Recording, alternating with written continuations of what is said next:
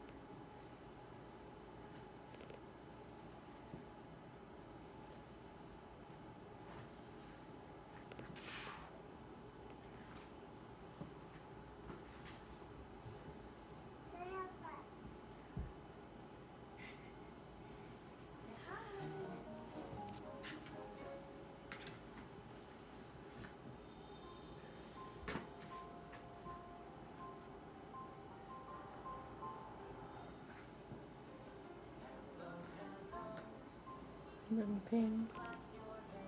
เคยเฮ็ดให้สำบายนอนเบิ่งโทรทัศน์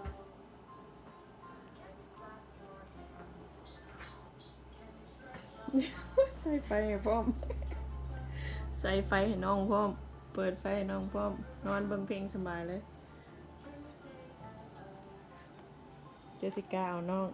good idea ล่ะลูกจะเอาน้องนอน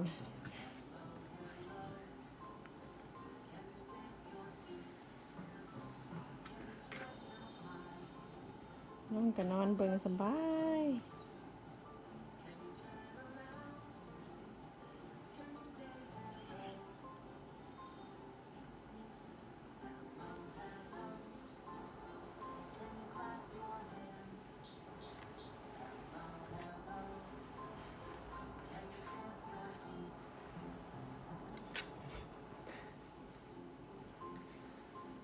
หายเจ็ด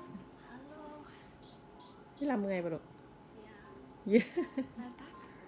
อ๋อนอนพักผ่อนจ้ะ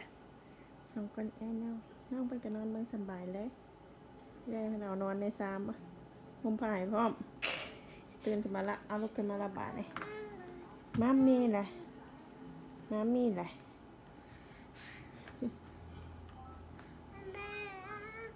มามีเอ้ยตอนละเอ้ยเวลาให้หยังเวลานอนเอาไปจุ้นวะเดี๋ยวจุ้นเปิดไฟให้เห็นบ่จุ้นพานอนคักแท้จุ้นเห็นบนนอนเห็นเดียวละคักแท้นานให้หามามีเลยเอามา